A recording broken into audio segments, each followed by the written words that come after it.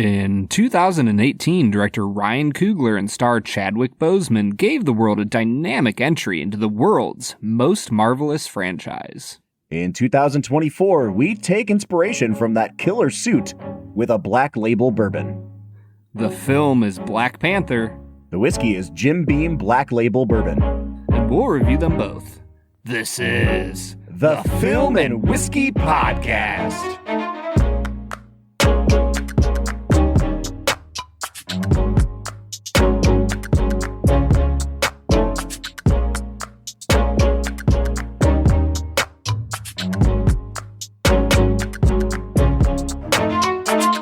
Welcome to the Film and Whiskey Podcast, where each week we review a classic movie and a glass of whiskey. I'm Bob Book. I'm Brad G. And Brad, I don't know if you can tell, but my voice is a little raspy, a little bit hoarse today. You're sounding a little Clinty. Get off my lawn. I'm just going to keep saying that all day. This is the episode to do that. Yes, Bob. 100%. We're going to tie Gran Torino back into this. Be as white as possible. Yeah. So I am coming off of a week-long vacation. We got home on Saturday, and on Sunday, I took my 7-year-old son to Cedar Point. And folks, if you're not familiar with Cedar Point, it is perhaps the most famous roller coaster amusement park in the world. Was it his first time? It was his first time. Oh, what an experience, man. We got one-on-one time the whole day. We got there at 11 in the morning and we stayed till 10 o'clock. And Brad, I'm not a big roller coaster guy. Like I get real scared on the big ones. Yeah. But he's 7 years old. So I was like, dude. I feel like you'd be a really sweaty guy on roller coasters. I just tense up. It's the same thing on airplanes. Exactly. I'm just, it's not fun. But because he's 7, I'm like, I'll take you on all your first coasters and look like a hero. Like, oh, buddy, you'll be fine. Because he doesn't know that anything over 100 feet, I'm like, absolutely not. Little 7-year-old Bob is still inside there, just like, oh, God, no. So, yeah, man, I think we rode 30 different things at Cedar Point yesterday. Jeez Louise. I mean, that includes all the little carnival rides and stuff, but we were averaging a ride every 15 minutes. It was great. I was going to say, like 12 hours, 30 rides? Yeah. That is a heck of an average, man. We killed it, man. So anyway, I screamed myself hoarse, and I'm hoping that the bourbon helps kind of coat my throat a little bit here as we go into the podcast. But we survived last week, Brad. We made it through The Last Jedi, and I see light at the end of the tunnel. We are in the last 2 episodes of season 8 of this podcast, wherein we are looking at the highest grossing film of each year from 1988 to 2019. So, Brad, we've done 30 full years of Hollywood here. Yeah. And I know that I've checked in with you at certain points about like, hey, let's try to put this in context. Let's put this in perspective. But I think we've done a poor job from week to week of asking about each film. Why was this the highest grossing movie? And now, if we try to do that with these last 2 episodes, it's kind of a moot point because the reason is because it was the Marvel movie that year. Because Marvel. Because Marvel. Now, here, clue me in on this. Did Infinity War come out in 2018 or like really early in 2019? No, it came out in 2018. And Black Panther just made more money than Infinity War. And I think especially since we're looking at the domestic box office and not worldwide, like Black Panther did not do as well outside of America as Avengers did. And for obvious reasons, which we'll talk about. Like this is like a very culturally American important movie. Yes. Like it was it was an event movie, especially for a specific demographic of people. And like, I don't know if that just doesn't play as well in China, but apparently Avengers did. That's what's kind of cool about this season is we're looking at the domestic box office, not necessarily just worldwide. And there's been some outliers because of that. You'd expect it to be Infinity War for this year, but it's not. Yeah, it makes sense to me why this would be a domestic huge hit. But I will say, Bob, the African-American population in the U.S., last I checked, is around like 12 to 13%. Yep. So if I had to venture a guess, this movie was way more popular than just the black population of America seeing it multiple times. Oh, for sure. Like this, like, I guess what I'm trying to say is this movie had appeal far beyond what you would think it would. Absolutely. And I think what it did really well was it captured everybody that was going to see Marvel anyway. But then, like, I specifically remember going to the movie theater to watch this movie, and there was a sign on the door outside that was like, this one theater has been completely rented out by like an African-American church in the area. Sure. And like, yeah, everybody went. And I haven't seen that done since like the Passion of the Christ, when all the Catholics were like, we're going to rent the theater out for Jesus. Like, This was that big of an event. So are you saying that Chadwick Boseman was Black Jesus? Listen, man, I'm not saying anything, but the comparison certainly seems to be implied. So, Brad, let's jump into talking about the movie itself. And in order to do that, we need to get to our first segment of the day, which we call Brad Explains. Brad's gonna give us the movie plot with only 60 seconds ticking on the clock. So let's go ahead and hear your take with this little segment that we call Brad Explains. Brad Explains is the part of the podcast where Brad breaks down the plot of the film that he has just seen, often for the first time. Brad, what is your history with Black Panther? Is this your first time? This is my second time. Okay. I think I've said before on the podcast that I lost interest with Marvel following The Winter Soldier.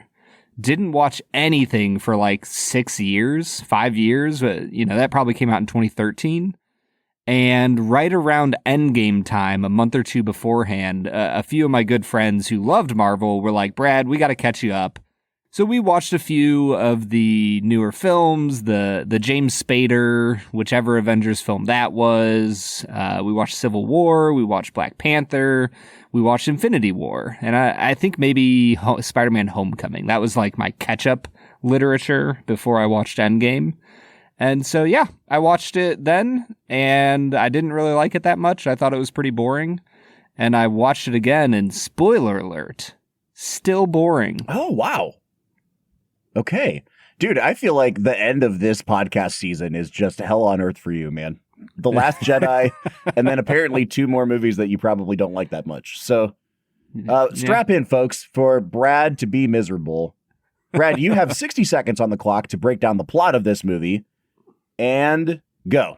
Black Panther is a Marvel film following the plight of the country of Wakanda following the death of its king. The son of the king, Prince T'Challa, steps in, fights a ritual combat, and becomes the new king of Wakanda. In one of his first acts as king, he goes to track down a notorious arms dealer who has stolen from the Wakandans.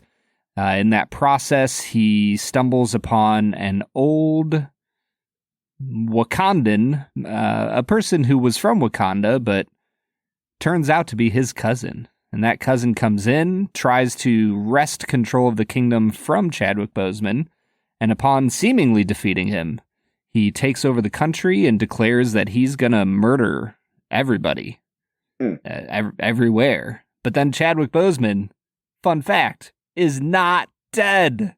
Oh, man, we should have seen it coming in Endgame. He comes back, kicks some butt, takes some names. Now he's the king, and he kills Michael B. Jordan. He sure does. The end. The end. Man, that was truly a synopsis made by a man who did not care for this film too much. I think I gave a pretty accurate rendition. So this is going to be kind of hard because, Brad, sometimes I catch you in that happy middle zone of I don't like this movie, but I don't hate this movie. And that's where the real good audio comes into play, because you have next to nothing to say about the movie. So first of all, you have no voice today, so yeah, it's going to be a heck of an episode. It's going to be a really silent meditation kind of episode today. So let me ask this, because I actually really liked this movie, and I think it's one of my favorite Marvel films. And I'll tell you where I sit with it. And it's definitely a flawed movie, and I liked it less this time than I have in the past. But I think what I noticed this time through is that Ryan Coogler, the director, Oscar-nominated filmmaker, is just really good at making movies. And I don't just mean like his movies can't be boring. Like I understand that you found this boring, but Marvel movies don't have this much thought put into like the costuming and the world building and the cinematography. There were so many really great oneers in this movie, where most Marvel movies are so chaotic and you can tell everything's shot on a green screen and then cut together in a way that makes the VFX make sense. I think one area where this movie really sucks is that when the CGI takes over towards the end, it's like really bad video game cutscene CGI. Yes. Yep. And so my big hot take is that the Marvel-y stuff about this movie is actually all the worst parts of this movie. And there's a really cool, I don't want to call it a political thriller, but kind of like castle intrigue story going on that makes for a really good movie. And then every time they have to be like, use the magic beads or, you press this button and your suit comes out of nowhere. I'm like, okay, the superhero stuff actually detracts from the rest of the movie for me. But all that to say, I noticed how well done like the camera work was and how much care and thought went into the actual making of this movie, especially since I've started watching Infinity War, a movie that I also like, but where it just has to be plot for 3 hours because that's how that movie works. But there's no inventiveness. There's no care or thought put into any of the shot setups in that movie.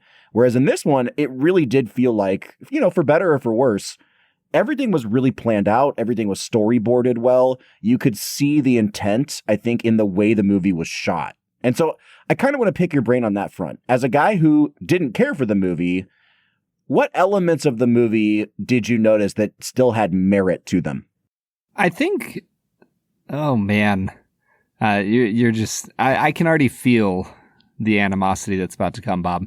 I think that this is overall just another generic, bland Marvel movie. Oh, yeah. I disagree. Like, I can't think of a single shot in the film that stands out to me.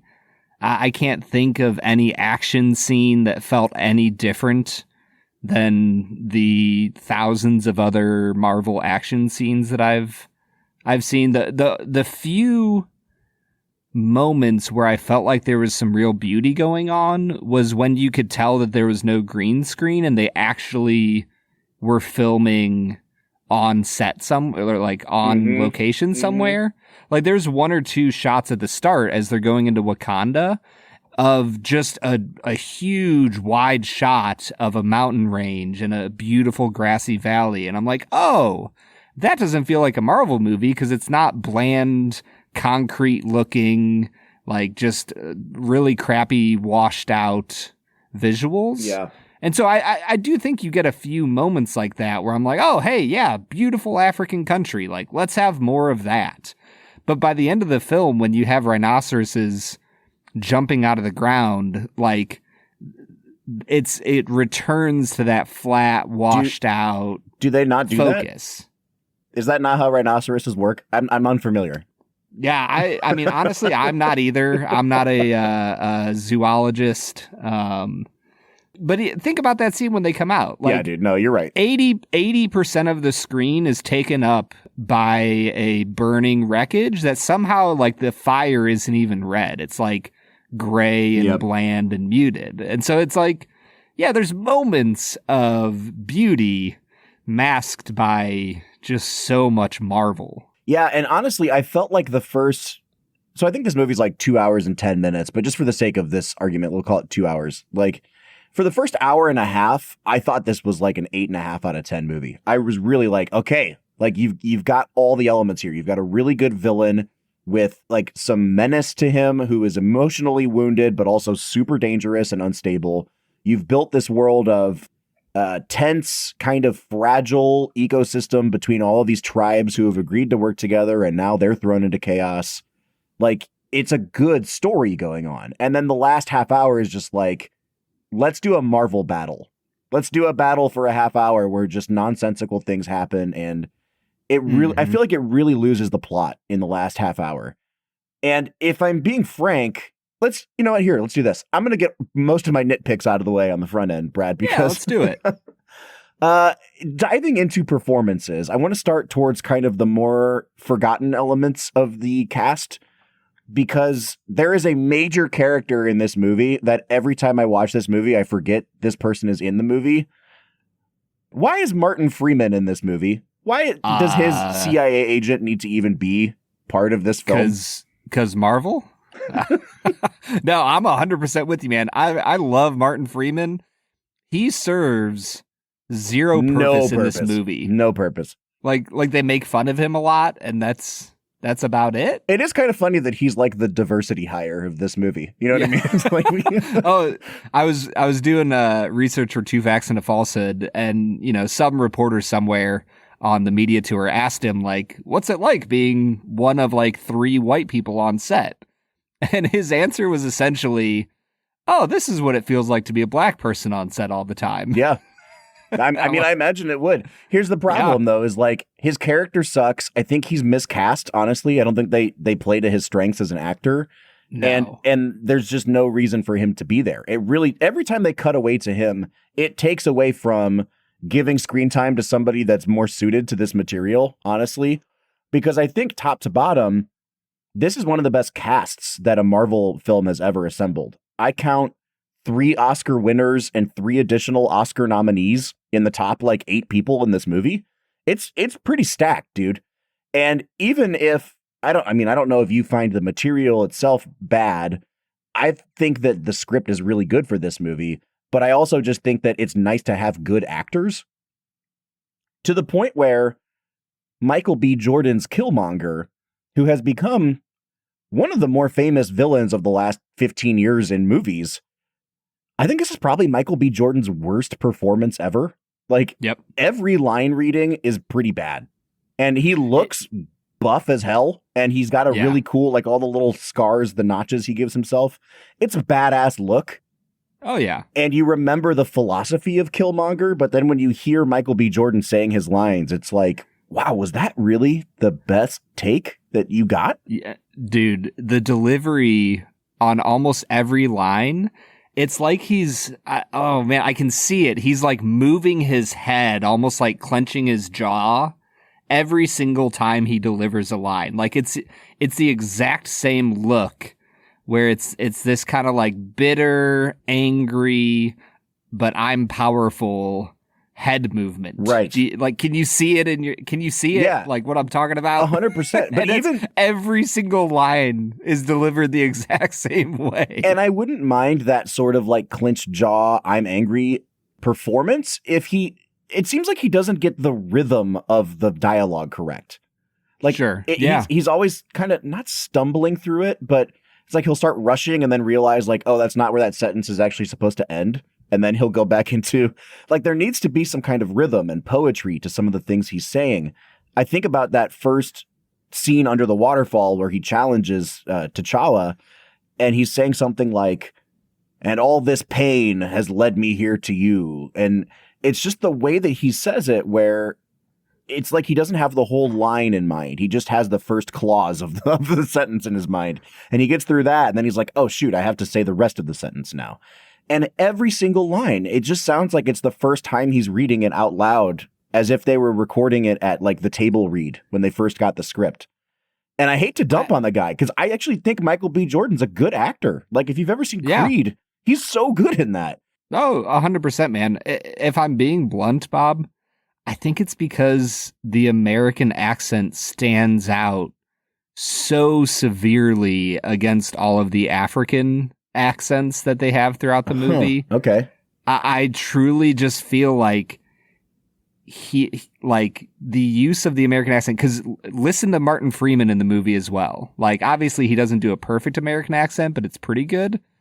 But he sounds the exact same way throughout the movie. There's no rhythm to the way he speaks. And who knows? Maybe this was intentional. Maybe I'm like reading something into Ryan Coogler's intent here. But anybody in this movie who speaks American English has almost zero rhythm or that's interesting. Authenticity to it. Yeah. Because I mean, even think about Gollum and Andy Serkis. Mm-hmm. Like, even his voice feels like it fits in the movie way more than any of the two. I think it's just Martin Freeman and Michael B. Jordan, but any of the American accents in the film. Mm-hmm. No, that's a good point. I hadn't thought about that. So you thought I wouldn't have anything to say today. So we've gotten through a couple people in the cast. I mean, I guess we should just kind of jump up to Chadwick Boseman at this point, who has become like a really interesting person to talk about because of his untimely death. You know, he had just kind of catapulted into superstardom with Black Panther. And this is a role that, like, especially for young Black people, has become iconic. You know what I mean? And Chadwick Boseman had become a figure who went from being relatively unknown to beloved overnight and dies before they make the second Black Panther film. And so now it's like this interesting time capsule of a guy who had so much promise and so much potential, and it seemed like so many years ahead of him. And he's a hell of a good actor. He's such a good actor, you know, Oscar nominated, and man, it sucks. Like, it's just really, really sad to watch this movie now because not only is he such a good actor, but the character of T'Challa is one of the more interesting characters in Marvel. Like, it's like everything we talk about when we talk about Chris Evans as Captain America. Like, he's just decent and good and noble and everything that makes us laugh at the, cockiness of Tony Stark is balanced out by the thoughtfulness of somebody like T'Challa. And I just can't say enough good things about him in this movie, especially because he is not like, he's the lead character, but he's not bombastic. In fact, like every time he's on screen with Killmonger dominates the scene. And I think Chadwick Boseman is a good enough actor to know that, like, it's okay for me to recede into the background sometimes. I'm still the lead of the movie. I don't have to dominate every scene. And I think that's honestly one of the more refreshing things, because sometimes those Avengers films can just seem like 15 people who are all clamoring for the spotlight in any given scene. I've never felt that way watching Chadwick Boseman. No, not at all. The reality is I think that T'Challa is the only character as written that I like in this movie. Everybody else in this film is so one-sided, and there's like no depth to them. There's no nuance to who they are, except for T'Challa. And I think that as he's written and as he's portrayed, there's a level of intrigue and interest, and you can feel T'Challa developing. Like, it feels like a Lion King-esque reality where he's truly seeking his ancestors' support and wisdom and guidance, and yet trying to forge his own way and trying to make his own path. And I love the movement from where he starts to where he ends. And I think the performance by Boseman ties it all together. It gives it a substance that, like you said, there's a lot of Marvel movies that lack the amount of acting chops that you have in Chadwick Boseman. Well, and again, I think that's one of the things I love about this cast. And if you could say anything negative about the movie, it's that they found a way to get like 6 or 7 Oscar nominees on screen together, but they don't all have Oscar-y roles.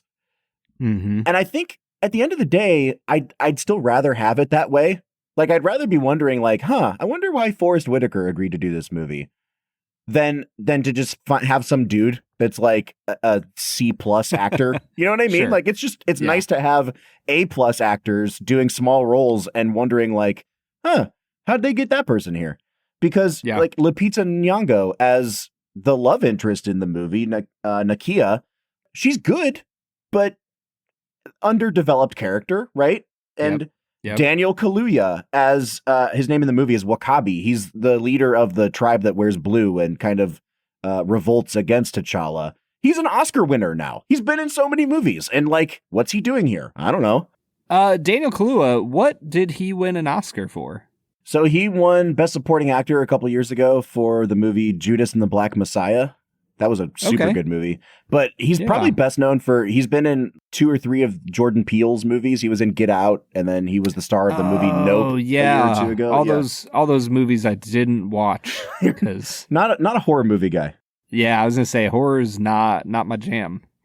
But even as you go down the cast list, like Angela Bassett as Ramonda, she's really good.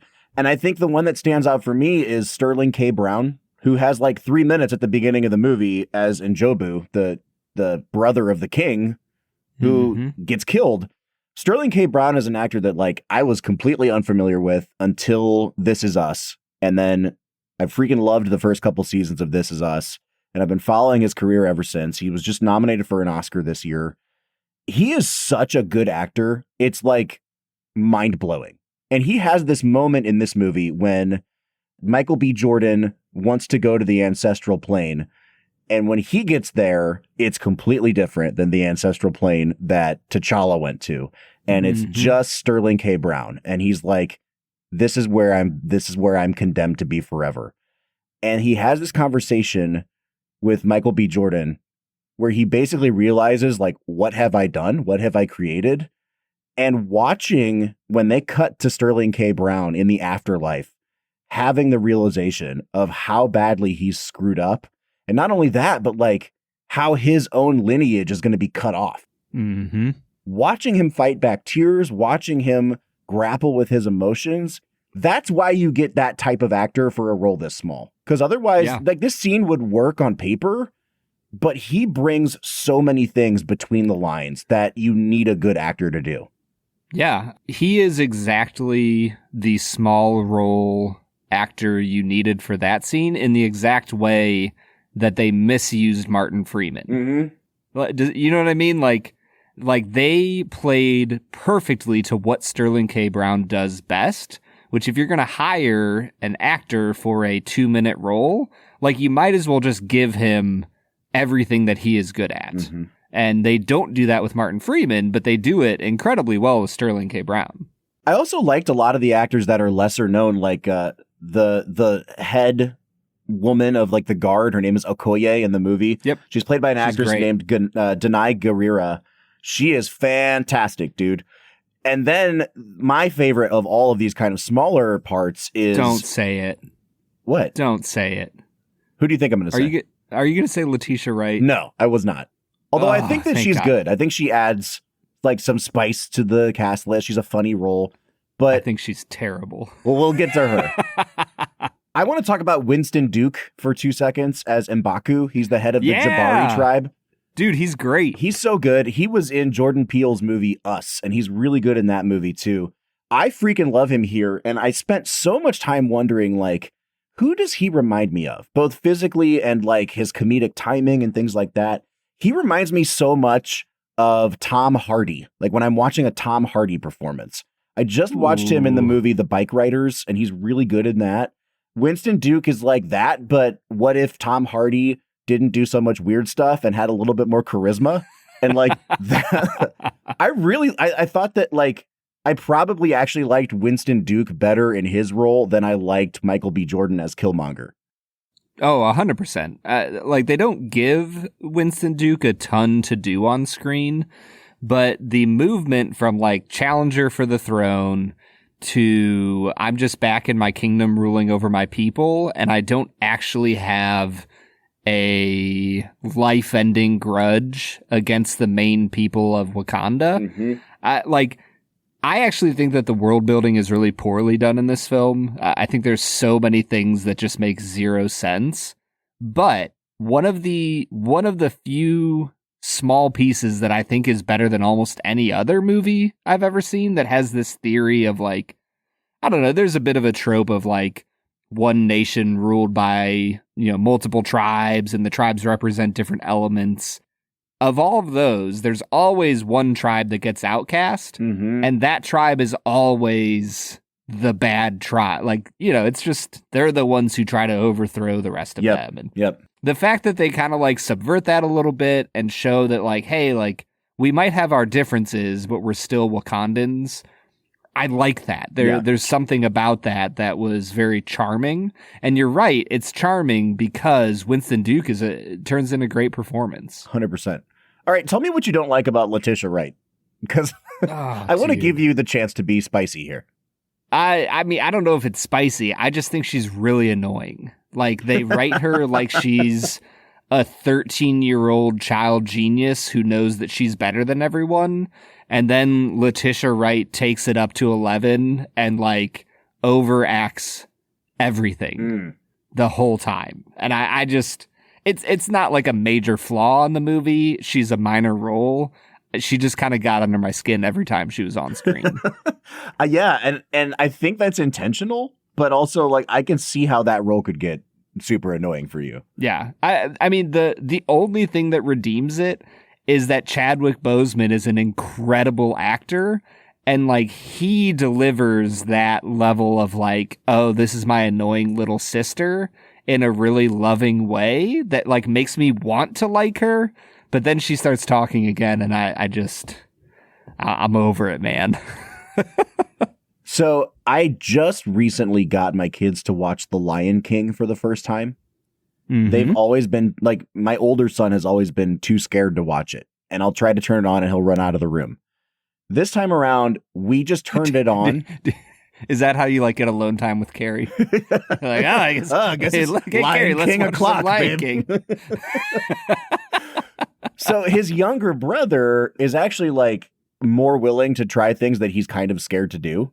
So we just turned the movie on when his little brother was in the room and let the older one wander back in and watch it. And so we got through the whole movie. They really liked it. But I mean, this movie has so much Lion King in it. Like it follows the same beats. And I know that Lion King is basically Hamlet as well. So I get it, but it was really cool to see like the Lion King elements of it. And I think that's part of why Letitia Wright's character didn't bother me so much, because the dynamic between T'Challa and Shuri reminded me so much of young cocky Simba and Nala always being like, shut up, dude.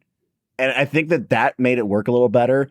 Now, to your point, these are both grown people who are behaving like children a little bit. So yes, I get it. But once again, the Lion King saves the day. Yeah. No, the Lion King always saves the day. I think the only thing that would have been better is if you get to the afterlife and all of a sudden it's just weirdly James Earl Jones who's the dad. But it just makes sense. Once you go to the ancestral plane, you become James Earl Jones. Yes. Yeah, I get it. One thing I do want to touch on before we go to break, Brad, is this idea of like an afterlife happening in a Marvel movie, which I found really interesting. And you know, as I'm watching the movie, I'm not thinking about it because I think the movie pulls me in on its own terms. Like in this world, there is an afterlife. But this is not something that we are accustomed to seeing in like a Marvel movie. And that's what gets so messy about the Avengers films to me. You kind of have references to things like this in the first Avengers where they're calling Thor a demigod, and then Captain America's like, there's only one God. So you understand that these people all have not just... That's a great line, man. Oh, it's great. But you start to understand, like, they all have different worldviews, but not just worldviews, like actual cosmic differences. like metaphysical realities. Ontological, yes. Yes. So I guess I just want to hear real quick, not just like what you thought of the ancestral plane scenes, but I think it adds a lot to a Marvel movie to even dabble in those areas, because it's like we're willing to go to space with these guys. We're willing to think about aliens and different races on different planets, but the metaphysical is not usually something that these movies dabble in. And I think I just appreciate this movie for even attempting it. Yeah, I mean, I think that you could read it very cynically in like, yeah, there's an afterlife, but you only have access to it if you're the freaking king of Wakanda. Sure. You know what I mean? I think just purely on a world building standpoint, I think that it is helpful to say that there are deeply spiritual superheroes that live in a world where this world is not the only reality they care about. And if anything, that's kind of the reality of the war between Chadwick Boseman and Michael B. Jordan, that like T'Challa is fighting for a world that will continue on beyond the one we currently live in. And Michael B. Jordan is like, yeah, I'll like plunder that for what it's worth to me to give me power. And then I'm going to burn down the world that we live in. And I think that's kind of the core conflict between the two of them, is to say that like, hey, no, I believe in something beyond myself, and I'm going to go to that thing for wisdom and guidance and for a picture of what is best in this world. Well said, man. And on that note, Dude, I think it's time to drink whiskey. I have my moments. I have nothing. Like, I know when it's best to not undermine what you say, just to let it hang out there in the ether. You're welcome, Film and Whiskey Nation. Let's drink some bourbon. What do you say? I'm ready, man. All right, so today we are checking out Jim Beam Black Label Bourbon. Now, Brad, before we even get into the review, I have to say this worked out kind of fortuitously. Sometimes we try to theme up our whiskeys with our movies, and it's pretty cool that we got Black Panther and Black Label Bourbon on the same week, but this was completely an accident. We were supposed to review this weeks and weeks ago, and I had assumed that because you can pick this up in the small little 50 ml bottles, that you and I would just have time to go out and grab it, and then we both totally forgot to do that. Yep. And we had to completely reshuffle our order around, but it brought us to this moment. So it's nice to have what looks like a well-thought-out pairing here that was complete accident. Oh, truly serendipitous. I'm just blown away by how life works out in our favor. Now, the second caveat that I'll give before we dive in is that within the last month, Jim Beam has introduced a new product, and it's called Jim Beam Black Label Bourbon 7-Year. And I thought, oh, how cool that they're doing another higher-end version of their Black Label Bourbon. Literally, this just happened in the last month. I see reviews online from June, so I know that it's not been very long. However, what I did not realize is that it's actually replacing the regular Jim Beam Black Label. From everything I can see on their website, they have scrubbed Black Label from existence and replaced it with Black Label 7-Year. So, I think what we're drinking today, Brad, is actually going to be obsolete by the time this thing posts. And yes, if not then, very soon. If we like it, we'll recommend it to you because you can probably go out and buy it at a discount because it seems like this is the last of its kind. Or maybe the price will go just skyrocketing. Who knows? This will become a collector's item for sure. Okay, so I somewhat doubt that, Bob. Here's the thing with Black Label Bourbon. Literally, they just say this about it. It's aged years longer than the original Jim Beam. I don't know what that means. How many years? Like, how much more well-aged is this? I think that's why I appreciate that they're putting a 7-year age statement on it now. Yeah. But I have to imagine this is a blend of something like a 5 to 7 year whiskey. Because if the regular Jim Beam is 4, then maybe this is a little bit more well-aged. At minimum, if I were to be pedantic, I would say it's 6 years old. Because years would indicate. There you go. More than one. More than one. All right. So we're going to call this 6.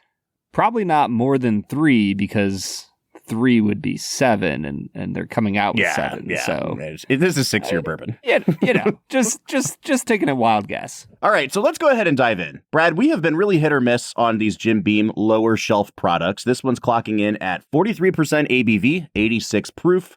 Let's go ahead and get to our nosing notes. And I'm going to kick us off here, Brad, because I'm drinking this live. I will say straight up, this is the most pleasant smelling of all the Jim Beam products we've had so far. Really nice, kind of simplistic sweetness, almost like a simple syrup, but there's some really good caramel character. I get a pop of almost like spun sugar. It smells like cotton candy a little bit to me. I like that a lot. And that's exactly what I want in my cheap whiskey. So I'm going to give this a 7 out of 10 on the nose. Yeah, I'm just a little below you, but I think it has the Beam nuttiness. There's caramel, there's vanilla. For me, it wasn't quite a cotton candy. It was a little more of like a bubblegum note. Sure. But basically the same thing. You know, if it was cotton candy, I'd be at a 7 out of 10. But, you know, bubblegum, we'll give it a 6.5 here. I wanted the cotton candy. When I get to the taste, it kind of just becomes exactly what we've had these last few weeks, Brad. There's quite a bit of just wateriness to this. It tastes really, really diluted. Dude, my first note is watery. Yeah, it's just super watery. Now, I'm going to take the devil's cut out of this, but so far we've tried, besides that, the double oaked and the single barrel. And the single barrel was pretty good. This has kind of those double oaked notes again. It tastes really oaky. It's a little bit bitter, and then it has that bubblegum sweetness to try to cover up for it. It's not a terrible whiskey. But, like, if you put this in front of me and told me nothing about it, I would try this and I would note it's really diluted and it tastes just, I don't know, what's the word? not incoherent. Yeah, it doesn't cohere. It doesn't have a cohesiveness to it. So it's kind of all over the place. I would be able to immediately peg this as a bottom shelf whiskey. So take of that what you will, but it's just not that good, Brad. I'm going to give it just a 5.5 on the taste. Yeah, I'm with you, man. It's watery. There's like hints of things. There's caramel, there's vanilla, there's some peanuts. To me, it almost turned into a bit of a saltine cracker that's a little bit stale. I'm barely above you on this. I'm sitting at a 6 out of 10 on the palate. All right. So when it comes to finish, I think that's where this kind of shines. It has a little bit of spice to it. That bitterness is there, but it's more just like a toasted oak kind of flavor. I do think that this would be really good as like a Coke mixer. It probably wouldn't stand up in a cocktail because of the wateriness, but it has enough spice and oakiness to it that it would at least pop with a carbonated beverage.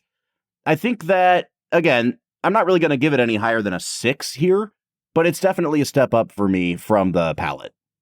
Yeah, I think you stole my notes on this, Bob. The finish was easily the best part for me.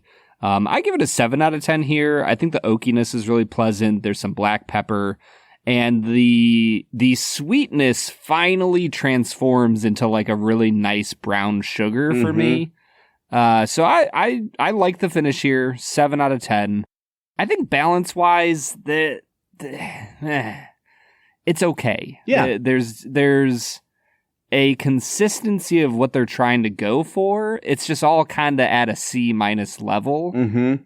So I'll give it a 6.5 on balance. I think that's a fair score. Like, I think they're shooting for a C- type whiskey here, and they're achieving it really well.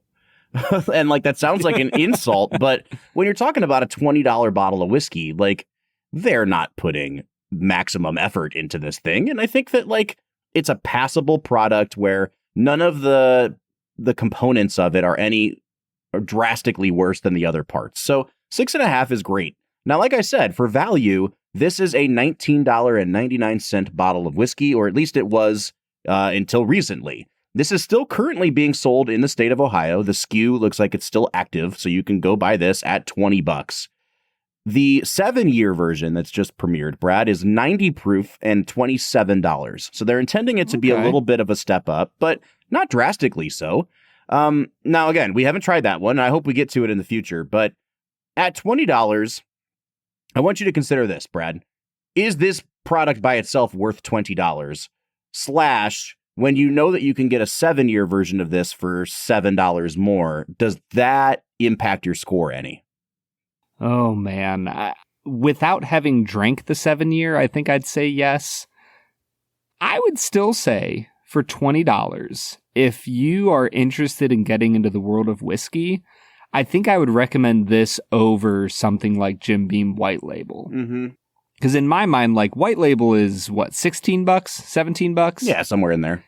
And at that point, you might as well spend $3 or $4 more and get this Black Label that I think it offers a decent experience for what you're paying for. So I'm at a 6.5 on the value, Bob. I don't think it's perfect. I think there are other better options around this price range. But I'm always going to give any company who's willing to make a $20 product and put some effort into it, I'm going to give them the benefit of the doubt. For sure. I'm giving it a 6.5 as well. And when I think about things you can get at this price point, you could get regular Four Roses for around this price. You can get Evan Williams. You can't get the White Label anymore, but you can get the 1783 for around this price point, which a lot of people like, but we've never really jived with that one. So at that price point, like, this is about the best you can do. It's a 6.5 for me because it's not Rebel 100, but like, it's definitely comparable to other things that are gunning for this C- kind of level. And that brings me out to a 31.5 out of 50. Brad, where are you at on this one? I'm a point higher, 32.5. All right, so that takes us to a 32 out of 50 on average, or a 64 out of 100. Now, this is well below where we typically start recommending trying or buying a product, but I am going to give this a thumbs up. I think if you're looking for a $20 bottle of bourbon, and you're not specifically looking for weeded bourbon, I would say go try Jim Beam Black Label. You could do a hell of a lot worse than this. Yeah, 100%. This is a great whiskey to get started on your journey.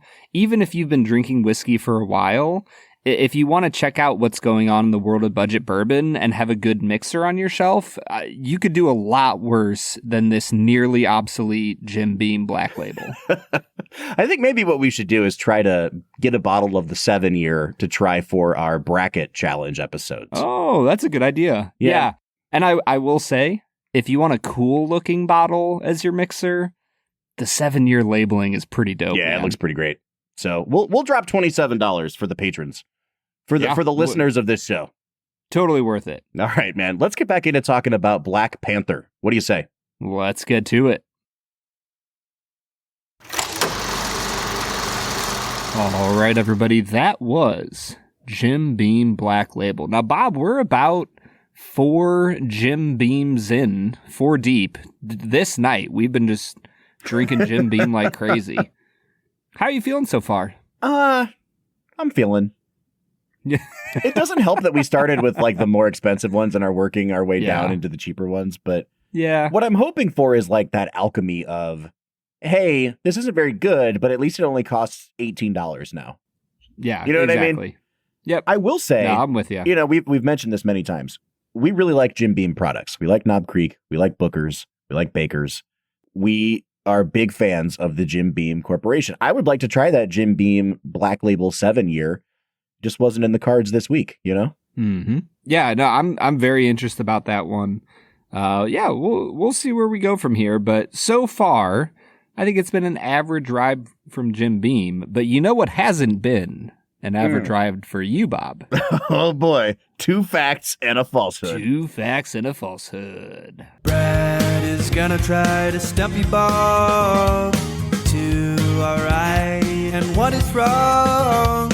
2 facts and a falsehood. 2 facts and a falsehood is the part of the show where Brad presents me with 3 items as fact about the making of this movie, one of which is a complete lie and fabrication, and I have to figure out which one that is. Brad, I am sitting pretty at 18-12 on the season, and so I'm thinking about just going in the blind this time around. Do you just want to guess right now? I'm going to say number 2 is the falsehood, so let's just stick with that. Brad, read your 2 facts and a falsehood. All right. Fact number 1, Chadwick Boseman was asked by director Ryan Coogler to help him set up numerous shots throughout the movie, as Boseman's original degree was in directing from Harvard University. Fact number 2, Black Panther joins 1978's Superman as the only 2 superhero films to be nominated in the category of Best Music for Original Score, with the latter being the only one to win it. Fact number 3, director Ryan Coogler insisted on bringing in collaboration from his previous films to put his own stamp on the film in order to differentiate it from the other MCU movies that he felt were, quote, shot, composed, and edited by the same house people. He was not wrong. He knew what was up with Marvel. He's like, this looks like crap. I need to do something different. Yeah. Yep. All right. So I don't know if number 2 is actually the falsehood, but that sounds like... I'm pretty sure you already committed, Bob. I did, but I'm just trying to vamp a little bit to at least make this segment longer than 2 minutes. The only 2 superhero movies to get a score nomination sounds kind of crazy to me. Like, did none of the... Did Batman not get one in 89? Yeah. Or did The Dark Knight not get one? I'm just surprised to hear that. So it could be 2. I also don't know if Chadwick Boseman's degree is in directing. I do remember hearing a fun story about how Chadwick Boseman wanted to go to this acting camp that I think was taking place in London. And he had to apply for a scholarship to get accepted. And the person that covered his expenses to go was Denzel Washington. And so after Chadwick Boseman made it big, like he told Denzel Washington, like, you are the reason that I'm here today, man. So just a really cool story. Can we just take a moment for Denzel? Like, what a guy. He just seems to be, outside of acting and inside of acting, one of the greatest people in Hollywood that we have. And he seems like he really stays above the fray in Hollywood too. Like, he does not get mired in all of the things that we see happening in Hollywood. And I really appreciate that about him. Yeah. Although we thought the same thing about Will Smith for a long time. Yeah, and then he just straight up assaulted someone on stage. So, all right. Since I've already made my guess, I will say I just happened to Google the 2008 Oscar nominees. I guess 2009 Oscars. Dark Knight was not nominated for original score. So, who's to say? I locked in number 2 as The Falsehood. Brad, what is The Falsehood? The Falsehood is fact number 1. Nah. Yeah. Now, I will say, he does have a degree in directing from Harvard University. So that part is true. Oh, but he wasn't asked to help at all? Nah, he didn't help. Oh, that's more insulting. Like, hey, I know you have a degree, but I'm good. I'm Ryan Coogler. I'm Ryan Coogler, dang it. I know that he also went on and received formal training at Oxford University. So, in specifically in acting. Wow, that's awesome.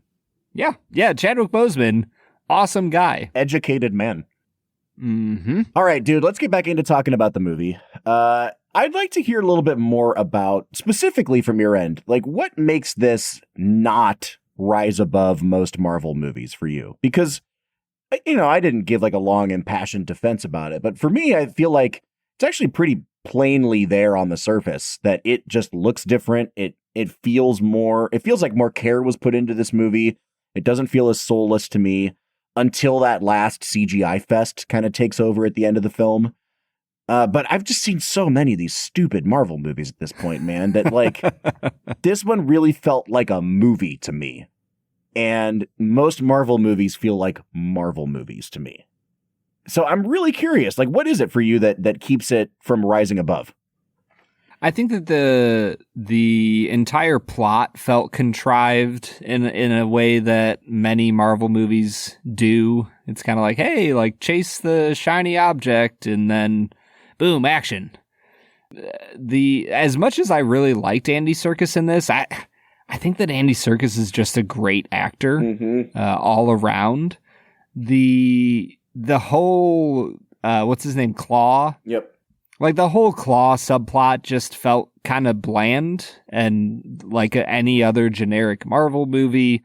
The whole scene where they're like gonna question him with Martin Freeman is just not written well. There's just a lot of this movie that feels slow paced and boring and kind of like a retread of so many other movies that we've seen. Like T'Challa is like partially James Bond super spy that has his own private Q who's making him gadgets.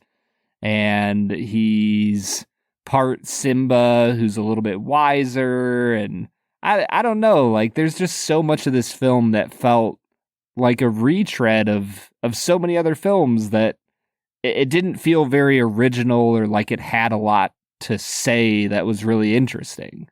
I think that's fair. I would push back, though, to say that that's kind of just how superhero movies are, you know, like, and that's not a defense for them, but I actually really loved kind of playing this mental game this time around with this movie, which is like, what parts of the movie do I like versus which parts do I not like? And it was all the Marvel-y stuff that I didn't like, which made me start wondering, why do I like this other stuff? And it's like, oh, because it's a really well done version of this, either a spy movie or a political intrigue movie, or, you know, the cool, like, Tribes of a Kingdom type movie, the stuff that I love of, like, the Kingdom of Rohan from Two Towers. That kind of stuff is really, really cool to me. And the scene that you're talking about, that interrogation scene, I thought it was going to be a rehash of the Joker interrogation from The Dark Knight. And what it turns out to be is a really fun Mission Impossible scene where somebody gets broken out and then they have to do this merry chase through the streets. I really liked that. Like, I just think that it was like watching an Ethan Hunt type thing. Yeah, but just hold on one second, Bob. Why didn't Chadwick Boseman pop out of the walls in a tank? I mean, tell me that would not have been way better. We needed the GoldenEye approach. To your point, though, the James Bondiness of it is like when they go to, is it Seoul? Where did they go to, like an Asian country for a hot second? Yes. Yeah, I believe it's Busan, maybe. Oh, it was South Busan. Korea. You're right. And it was like, hey, what if we did Skyfall in a Marvel movie, and I was like, you know what, this looks very clearly inspired by that one scene in Skyfall, but I don't care right now. Because there was also some really inventive camera movements. When they all start fighting, there's this great shot of it, like starts on the second floor and pans down to the first floor, and you kind of get each person fighting, and it's an unbroken shot that they disguise with some cool wipes across the screen. But I once again, it's just like, you know what? I would rather see more superhero movies like this. If he's going to have a guy that's like Q making him gadgets, awesome. Because you know who else does that? Freaking Bruce Wayne. And to be honest with you, Bruce Wayne is a downer, and he seems like a terrible hang. Especially like this new Robert Pattinson Batman just sucks. I hate that. And I'd rather hang out with T'Challa. If you're gonna have cool gadgets and be a superhero, like, let's go to Wakanda. That sounds fun. I actually watched what's it called? The Batman. The Batman. Yeah, not a great movie. They should call the sequel A Batman. And then This Batman. That Batman. That Some Batman. Of Batman. So anyway, I guess what I'm saying is like, yeah, everything in a superhero movie is derivative of something else. Yeah. I think where this one rises above is it's like, if you're going to rip something off as a filmmaker, you have to have the chops as a director to sell it. And this is something we've talked about with Spielberg, with Scorsese. They're constantly paying homage to things. And I think a movie like this, it's like, I can see the homage, and then I can see where it's a jumping off point to do something that we haven't seen before. And I think Coogler is a good enough filmmaker, and I've seen enough of his movies that, like, I know that this is intentional. It's not the same as it is with the Russo brothers when you get to the Avengers movies, because I just don't think those guys are good filmmakers. Mm. So maybe it's me just like giving Coogler the benefit of the doubt here, but more of that worked for me. I think for me, it gets lost in the shuffle, man. I mean, I've never seen, to my knowledge, I've not seen any other Ryan Coogler films. You haven't seen Creed? I might have. I'm trying to remember if I've seen Creed. Oh, dude, I think Creed I saw the so first good. one. Oh man, I think I did see the first one. I did not see the second or third or fourth or fifth. I don't know. How many have they made at this point? 3. Yeah, no, I've not seen any of the other Creeds. So there you go. I've seen Creed. I've seen this. I just think it's way too Marvel-y, man. There is so much in this film that's really boring and repetitive. And I think the thing for me, if we can get into talking about kind of the message of the movie, there's just so much of the film that I appreciate Chadwick Boseman taking a measured approach and saying, hey, like, let's examine our past and figure out maybe we weren't doing something right.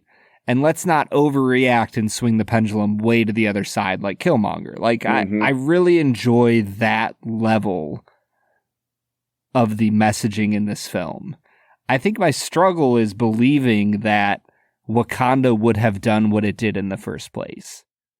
Like, to me, it's so wildly unbelievable that this African nation that has been advanced beyond any technological means known to man because of an asteroid that randomly landed in its territory, thousands of years ago, that they would just watch everything in their country and be like, yeah, it's fine. It's all good. Slaves getting taken out over to America, slaves getting taken up into Arabia, totally fine. We're just going to leave it be. We're just gonna chill behind this shield. And it gets played out in Oakland where, he kills his brother and then is like, yeah, his son, nah, let's just leave him. Like, hold on a second. To me, that is the most wildly implausible setup for the rest of the movie. And so it kind of makes the rest of it feel just contrived and a little bit ridiculous to me. I think that's a fair criticism.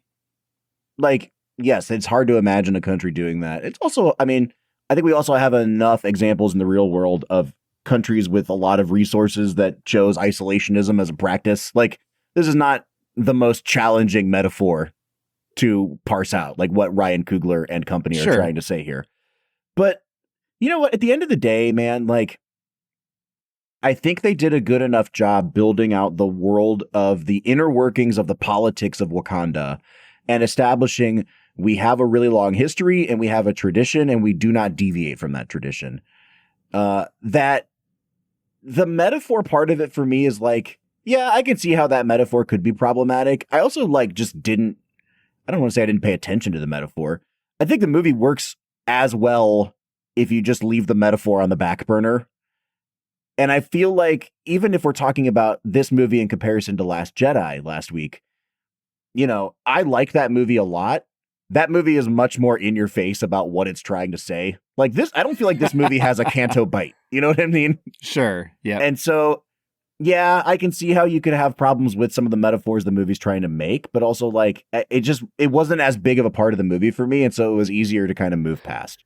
Yeah. I don't know if it's a problem with the metaphors, you know, transcending the movie into reality. I like I said, I actually think the message of like, hey, let's take a moderate view of how to change the things that we've done. I think that's a great message that, fun fact, all of America could benefit from learning right now, right, left, and center. Like, we could all learn how to say, you know, let's not swing the pendulum way to the other side when we see something that we perceive as not good. Right. But yeah, you know, I'll step off my soapbox for a minute.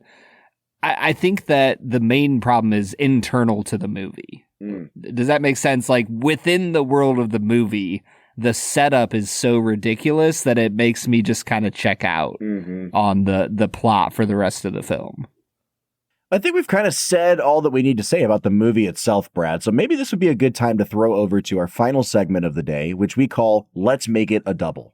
We're near the end of the episode, so thanks for listening to the Film and Whiskey Show. Let's pair another film with this one, even if it's a struggle. It's our final segment of the day, now let's make it a double. Let's Make It a Double is the part of the show where we pick a movie to pair up with this one to make the perfect double feature. Brad, would you like to go first, or would you like me to go first here? I'll go first. I am going to pair this with a movie that I think has a very similar vibe and feel and kind of messaging. This one feels a little more in your face about how it feels about the world, unlike this one. But I think it has a similar level of quality given to it as well. I'm going to pair this with James Cameron's Avatar. Boom. I thought you were going to say True Lies. True Lies, baby. I've been thinking about True Lies the last couple days. That thing is going to thinking about. It's going to go far in the bracket, is all I'm saying. What a fun movie. It was a hell of a good time, man. He shot a terrorist who was strapped to a bomb through a building and into a helicopter full of more terrorists. He sure did. America, baby. He made out with what's her face as a nuclear bomb exploded in the background. Wakanda may have vibranium, but we have Arnold Schwarzenegger, you know? Seems like a fair fight to me. Brad, I'm going to pair this movie with one that came out just a couple years ago, and thematically, it's kind of similar. It's based on a true story. It's set in an African nation. It's a movie called The Woman King. It stars Viola Davis, and I think I've talked about it on the show before. What I loved so much about that movie is that I went into it expecting it to be the topic of like, you know, the lightning rod movie of the moment where everyone's talking about like, oh, of course, a movie about a woman king and it's an all black cast and blah, blah, blah. And what I was surprised to see was that it was just a straightforward, good ass time at the movies where it was like a 90s Braveheart type movie. Like just a well-made Hollywood movie where people fight with swords, and it's great. And I think that that's kind of what I love about Black Panther is that amidst all of these MCU soulless cash grabs, this one to me felt like it was made by a person who knows how to make movies. It was made by a person who likes movies, and that they actually put the time and attention into it to make it something differentiated from all of the other slop that we've gotten from Marvel over the years. So whether that worked for you or not, is a different point we can talk about. But I'm pairing this with The Woman King. And if you haven't seen that one, Brad, I would highly recommend it. Just a really fun time at the movies, man. Yeah, no, I would definitely watch that. I think, I mean, is it time for final scores? Yeah, let's do it. Into this? Sure. Yeah, I mean, I think that weirdly enough, IMDb shows how people feel about this movie more than you might expect. Because this movie is pretty universally praised, and I would have expected to seen it in the 7.7 to 8.0 range. Mm-hmm. I know, right? Isn't that what you would kind of expect, Bob? Oh, yeah. This is a 7.3 on IMDb. Yeah, this is always hard with IMDb movies, though, because any movie any movie with a woman lead, any movie with a black person as the lead, like they get review bombed right off the bat. Like I remember when Captain Marvel came out, a movie that, for the record, absolutely sucks and deserves to have a low rating. It came out on like Thursday night, right? And by Friday morning, it had like 1,000,000 votes. You know what I mean? Sure. Like there's always going to be some skewing, but to your point, I actually do think this one balanced out pretty well between people that overpraised it and people that just tried to bomb and tank the reviews. Right. Yeah. I think that 7.3 is kind of a decent place for this. I'm a little bit lower. I'm going to come out to a 6.5 here, Bob.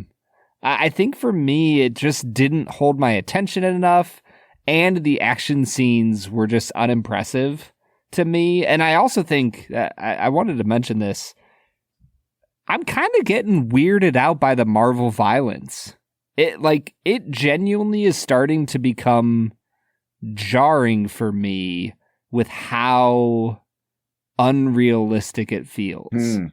Like the lack of blood, the lack of like real impact from people murdering other people feels so fake. Does that make sense? Yeah, and dude, I'm so sorry because I don't want to be the contrarian here, but like we didn't talk about this, and it was actually a note that I took that this actually feels like a movie for grown-ups to me, and I really appreciate that. It feels more like The Dark Knight in that sense. Like the very first scene where they break into the museum and then Claw comes and they kill everybody, and he tells the one guy like, "Oh, you can go." And then he shoots him in the head. It's like, oh, dang, we're doing that in a Marvel movie. Okay.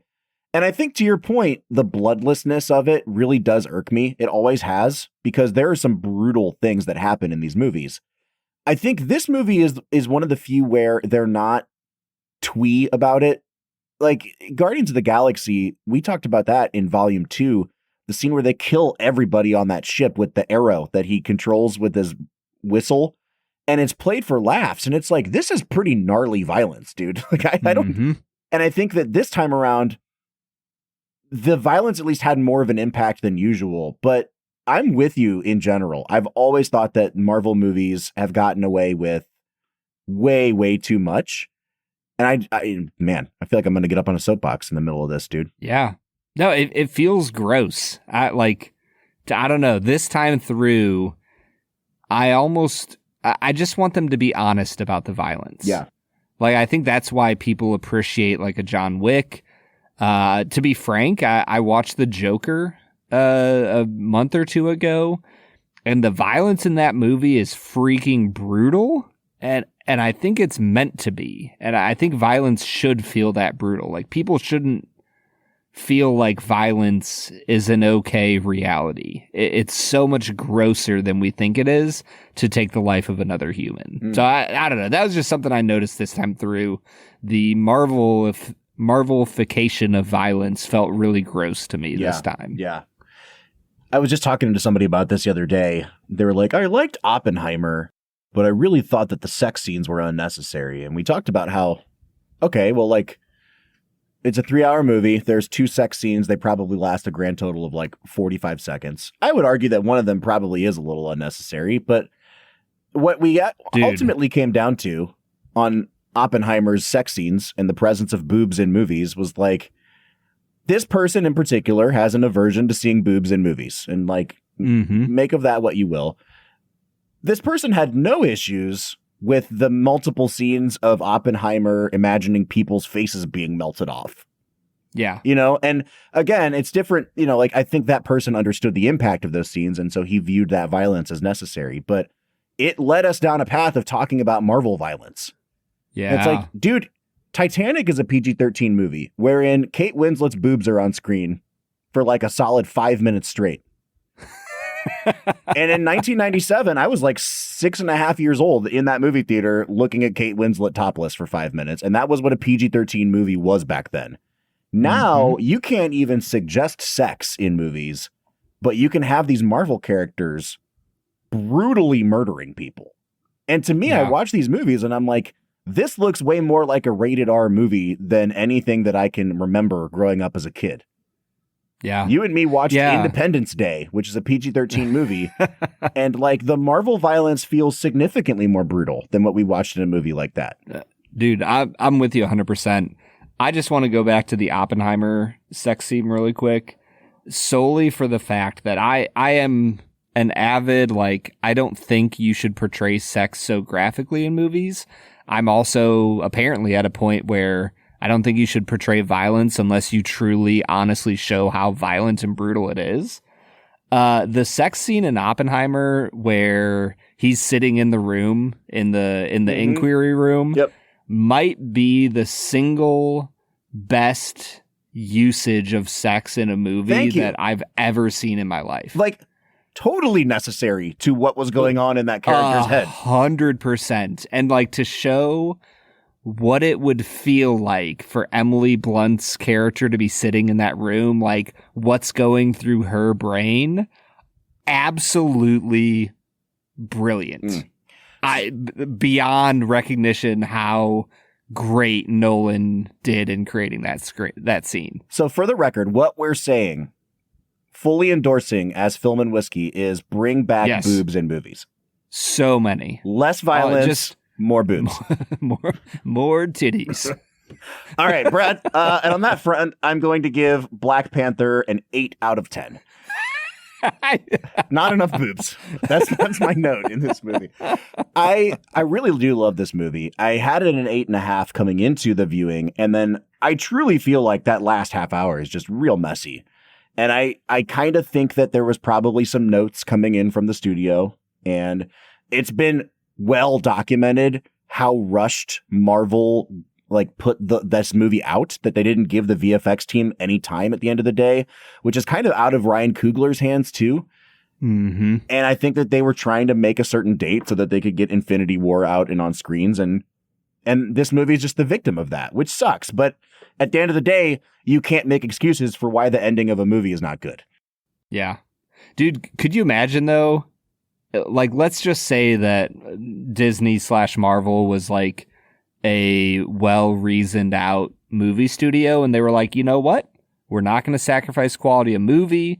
We'll push back Infinity War. We'll push back Endgame. Oh, wait, now it's 2020.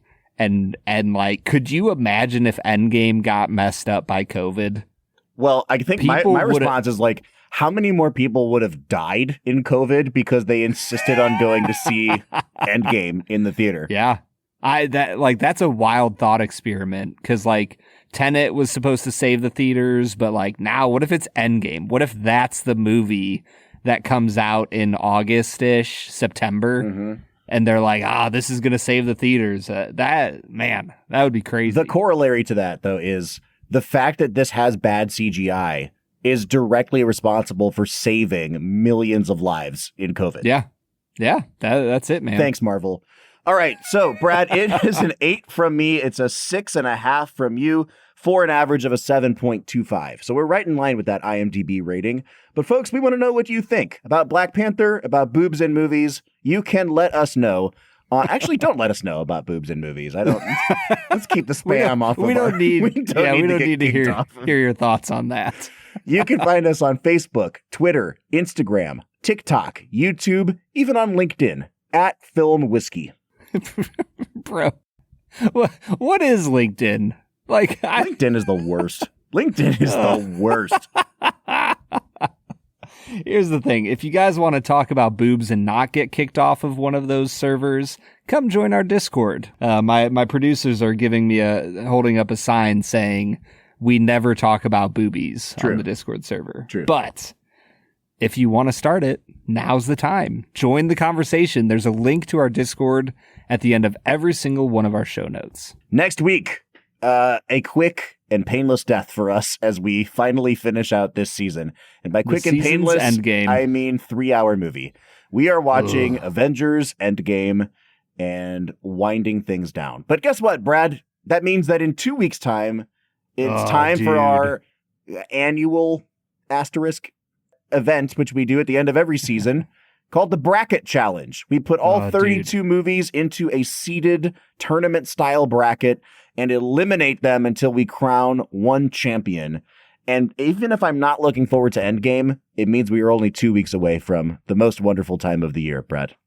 Dude, this is going to be a really fascinating year. Because I don't know if right now, looking back, I can think of any like clear-cut winners other than maybe like Passion of the Christ, obviously. Mm-hmm. Yeah, that's obviously the number one seed, right? Of course. Come on, man. All right, so join us next week for Endgame. Join us in 2 weeks for the Bracket Challenge. But until then, I'm Bob Book. I'm Brad G. And we'll see you next time.